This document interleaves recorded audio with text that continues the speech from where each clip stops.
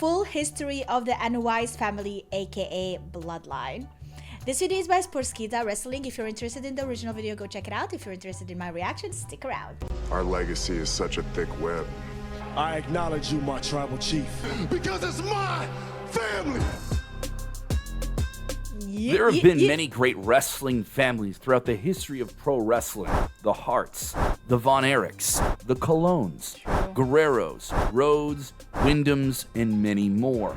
But a family that is regarded as possibly the greatest and widest reaching, especially in the history of WWE, is the Anoa'i family. Yeah. In the WWE, there is possibly no family that has accomplished more than they have. Through the bloodline, you may know that it runs deeper than you can imagine.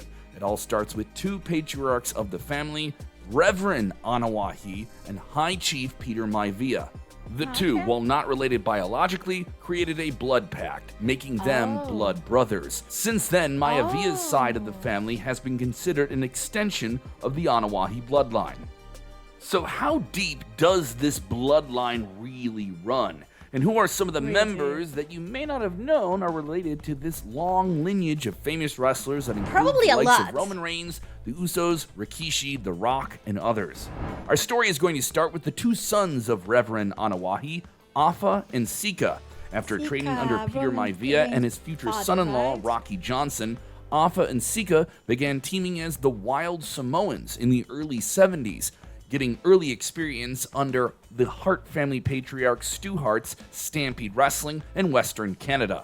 With experience across North America, they made their way to Japan, where they became the IWA Tag Team Champions. In 1979, they took their services to a company we now know as WWE, the #1 wrestling company in the world, starting a 44-year-long relationship with their family and this company. This was shortly before Vincent Kennedy McMahon took over the company from his father, Vincent McMahon Sr. Even before. The Wild Samoans, with their Wow. manager, Captain Lou Albano, had years-long stints in WWE. Dude, that's actually really awesome. Imagine Vince saying, I'm your boss. And he's like, I have been here before you were born, child. Nah, I know it doesn't add up really, but like, you know what I mean. In WWE, and captured the WWE World Tag Team titles on numerous occasions. In 1983, it was a little bit of a weird run for the Wild Samoans, as they had an 8-month reign that saw Sika getting injured, with Afa's son Samu taking his place as one half of the tag team champions, without their relationship even being acknowledged on TV. But overall, their career saw them win 20 tag team titles that we know of. It laid the foundation for what many consider one of the greatest wrestling dynasties of all time. Now that we've clued you into Afa and Sika's WWE career, it's time to map out the huge and rather complicated Anoa'i family tree. Afa and Sika were not the only sons of Reverend Anoa'i that got into the wrestling business. They were two of many children, with their others being Tamua, Jr., Afawa, Alavera, and Sipa. Afa's children Manu, the previously mentioned Samu, and Lloyd, who you may know better as L.A. Smooth. His only daughter, Monica Anoa'i, married the late wrestler Gary Albright, making him an extended member of the family. Manu, or Afa, after a brief stint at WWE's Deep South Wrestling, he made his main roster debut and quickly aligned himself with Randy Orton and Cody Rhodes in the initial version of what we knew as Legacy. Samu had an interesting career. We mentioned that he subbed for his uncle in the 80s, Sika, and he took his own path, though, wrestling in Montreal, where he paired with his cousin, Salofa Fatu Jr., who you may know also as Rikishi. They formed the Samoan SWAT team and competed for Carlos Colon's WWC in Puerto Rico before also wrestling for the Von Erichs in World Class Championship Wrestling. Their big break came in WCW when they signed in 1989 and were paired with Paul E. Dangerously. You may know him now as the Wise Man. That's him! Oh my god, I couldn't even recognize him! Paul Heyman looked so different back then. Dude, like, okay, on this picture I can see it, but here?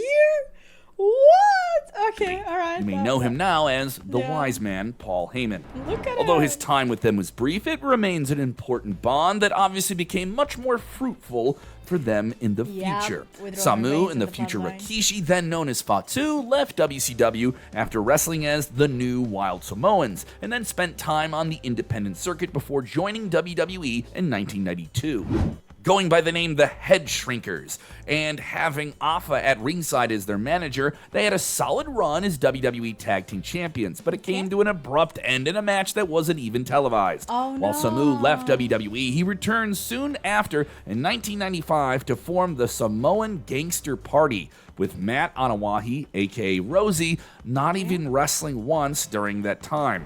Samu has a son named Lance Anawahi who wrestles for Major League Wrestling.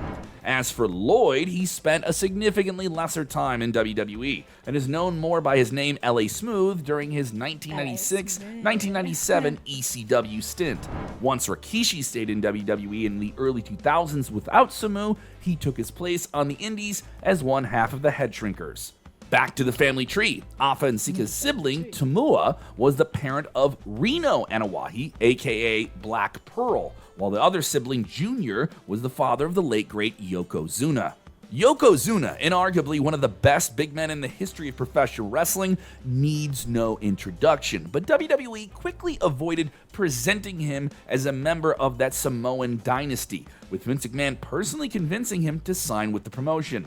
After getting the gimmick of a sumo champion and being paired with the nefarious Mr. Fuji, he was pushed like an invading monster force from Japan. Debuting on October 31st, 1992, and winning the Royal Rumble just a few months later, he stormed into the main event of WrestleMania. Dang. He headlined the biggest event of the year, beating then-champion Bret Hart, before Hulk Hogan came out and took the moment away from him. Yeah, it was one of the more appalling finishes of a WrestleMania. Still, Yoko enjoyed another reign as WWE champion a few months later after gaining the title got from rid Hulk of Hogan, Hulk and Hogan? headlined a WrestleMania again the next year Then we in got Madison John Square Cena? Garden with Bret Hart getting his revenge. Yokozuna became the first member of his family to become WWE World Champion. And though his run at the top of WWE was not long, it is certainly one that is remembered fondly, earning him a place in the WWE Hall of Fame. He sadly passed away in 2000, 2 years after exiting WWE. Rikishi and Sam Fatu are twin brothers, literally with the resigned, latter take of the time for pair yourself coming and- up in the 80s and 90s Rest in in peace. WWE and WCW. His brief time in WWE saw him get the name change Tonga of Kid. the Tonga Kid, and he was Tama dubbed the Tonga. cousin of Jimmy Superfly Snuka, feuding with Roddy Piper for a brief time. We didn't mention it earlier, but he was a part of the Samoan SWAT team and New Wild Samoans for a little while in WCW. His son, Jacob Fatu, is the longest his reigning son, MLW World Champion, having We held the love title for over Jacob. 800 days. By the way, this Looks was like recorded long 18 title reigns months or something ago, that like- runs in the family. For Skeeta didn't know about We've touched upon this. Rikishi's alliance Him with coming to the Samu Bloodline. Fatu, but what is undoubtedly most remembered is his run as Rikishi. Yeah, I Yeah, did it for The Rikishi. Rock was an angle that some people maybe don't want to remember, but it was still Is it just the car WWE incident? trying to push him into becoming a main event star. And he did flirt with the main event scene for a little while in late 2000 before becoming once again a fun-loving mid-carder. Overall, he had one of the more Dancing. successful careers in the Anawahi like family, Sola a bit. winning the tag team titles in WWE 3 different times, as well as the Intercontinental Championship before getting inducted into the WWE Hall of Fame in 2015. His children include the Usos and Solo Sikoa. so it Since is Naomi his is married to Jimmy Uso, child. she's a part of that family by extension as well. Rikishi's True. younger brother, Edward, is a man you may know as the Umaga. late great Umaga. While he had a 2-year run in WWE between 2001 and Just 2003 2 years? along with Rosie as part of 3 Minute Warning under the name Jamal, he was released in 2003 after a bar fight, going on to have stints with shit. TNA and a highly successful run with All Japan Pro Wrestling. In All Japan, he defeated some of the biggest names in Japanese wrestling, such as Kojima, Keiji Muto, and Kawada. His run was impressive enough to get a call back to WWE, beginning a dominating tenure as Umaga. Honestly, like, I feel like they always do this. They have to go to a different company to prove themselves before WWE appreciates them and asks for them back. Constantly being the man who would crush babyfaces, winning the IC title, falling short of a world title run multiple times, while also representing Vince McMahon in the highly money-making Battle of the Billionaires match at WrestleMania 23. Sadly, Umaga was released from WWE, reportedly for issues related to the wellness policy, before tragically passing away in 2009. Oh, no. Umaga's wrestling legacy continues through his children, with his son Zilla Fatu now training under Booker T's Reality of Wrestling School. Although he's had some reported legal issues, he seems to be on the right track with no better a mentor than a man who faced similar troubles in his life in Booker T. Let's go up a couple levels in the family of the Anawahi tree to another branch. We aren't going to forget Sika, who is the father of Rosie and Roman Reigns. Yeah. Rosie was trained by Afa and spent 6 years wrestling for different promotions, having teamed up with Umaga for a large part of it. They were signed together by WWE in 2001, initially going by the name The Island Boys, before becoming the hit squad for Eric Bischoff, known as 3 Minute Warning. After Umaga, then Jamal was released by WWE. Rosie teamed up with Hurricane, and they were called Superheroes in Training, with the abbreviations really being SHIT. A total coincidence. No doubt, they didn't mean for that to happen. With Umaga now being rehired, they were teased as a 3-minute warning reunion, only for it not to play out because Rosie was released. It was unfortunate timing, and he never really competed for WWE again. He ran a promotion known as Epic Championship, along with his father Sika, before tragically passing away in 2017. The next wave of Anawahis to come up in the WWE ranks would include the Usos, followed by Roman Reigns. While the Usos, Jimmy and Jay, had a lot of success in their first 6 years of their WWE career, their real golden age began in 2016 when they moved to SmackDown and turned heel, going on to become what many consider one of the greatest WWE tag teams of all time. The Dudleys are certainly up there in the conversation, but even Bully Ray himself has had to admit that the Usos have surpassed him and Devon and even the New Day. It is my opinion that the Usos are the greatest tag team in the history of WWE. Here's why. The Usos have won multiple World Tag Team Championships, all of the Dudleys in the New Day. However, the Usos are doing something that the Dudleys in the New Day never did. They are involved in a storyline that is continuing to put asses in seats. As for Roman Reigns, like, the advantage that they have is the bloodline and the fact that they're brothers and they are going through all of this drama. Like, the bloodlines really pushed a lot of wrestlers, and that is really nice to see. There isn't too much we can't say that you don't already know.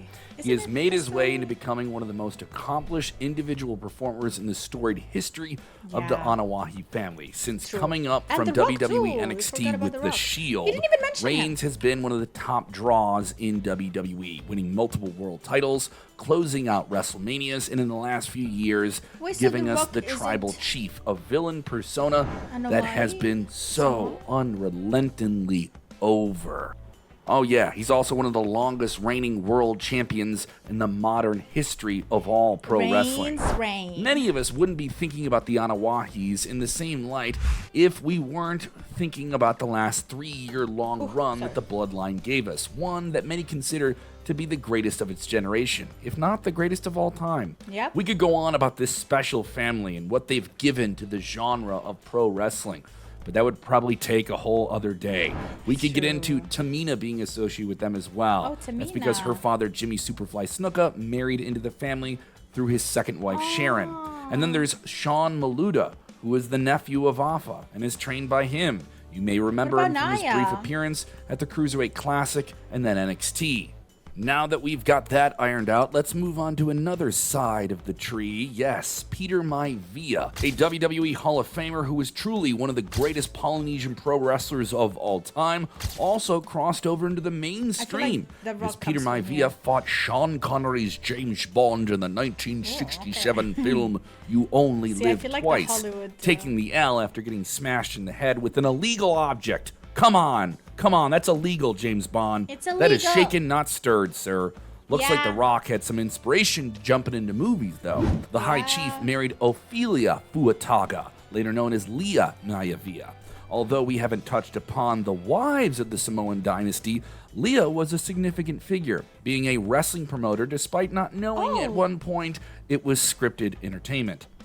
She was a promoter in the Hawaii region, drawing up 20,000 people for some events at the peak of its powers. With her, Maivia had 2 children, Toa and Ata. Rocky Johnson, who helped train Afa and Sika, married into the family through Ata, with the High Chief Peter Maivia not agreeing with the two getting married at first. But eventually, they went through with it and gave birth to this person known to mortals as Dwayne Johnson, but known to all of us as The Rock, who is by far the most famous global megastar in all of entertainment, not just pro wrestling. The Rock soared to success in WWE. After attempting to break into pro football, he opted to go into the family business, and thankfully he did, because he became one of the biggest names ever in all of wrestling, up there with Hogan, Austin. Ric Flair is The Rock. In the Attitude Era, he was one of the top guys, bringing in massive crowds and TV ratings before leaving wrestling altogether to become one of the biggest movie stars of all time, too.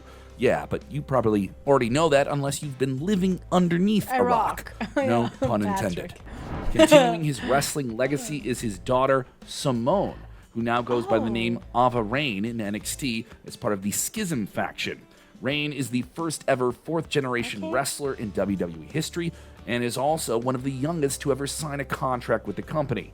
She's probably going to have to face a lot of the same flack that Charlotte Flair got, but so far things seem to be going well for her in WWE We're not NXT. really that great, because she did get death threats and she was hated so much before WrestleMania, to the point that The Rock had to address it even. WWE taking their time and not rushing her to the main roster. Last but not least, Peter Maivia's first cousin, Joseph Fanene, the father of Nia Jax, making her The Rock's second cousin.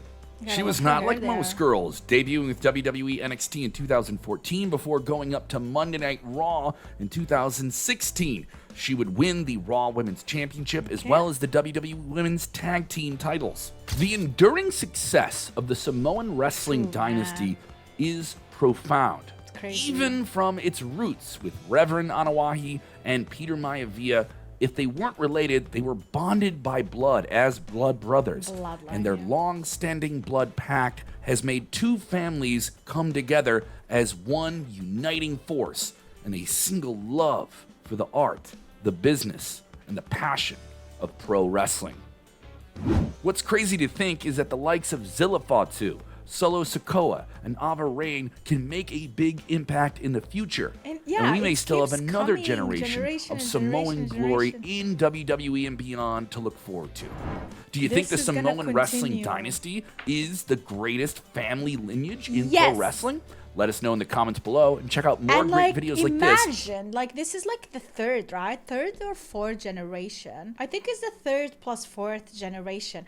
And our kids, our future kids, are gonna have like the 5th, 6th, 7th generation as well of the Samoan and Hawaii family, as long as they decide to stick into wrestling, which I don't see them really going anywhere, not because of the lack of opportunities that they have in life, like their parents are millionaires at this point and they have so much influence. It's because I think that they are definitely, as young, very inspired by their family, and they have this genuine respect for wrestling, and they just want to continue this name. They want to continue the bloodline, and they want to represent it. It's more of an honor kind of thing, which I am happy about, and I accept it, and I love it, and I want to see more. And I'm glad that they found their calling, because they're really truly talented at doing it. I mean wrestling, not it.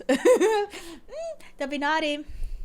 The family tree is the royalty of wrestling. I still remember being a little kid who was petrified by the Wild Samoans. Bless the entire family for all that they have given us. So true.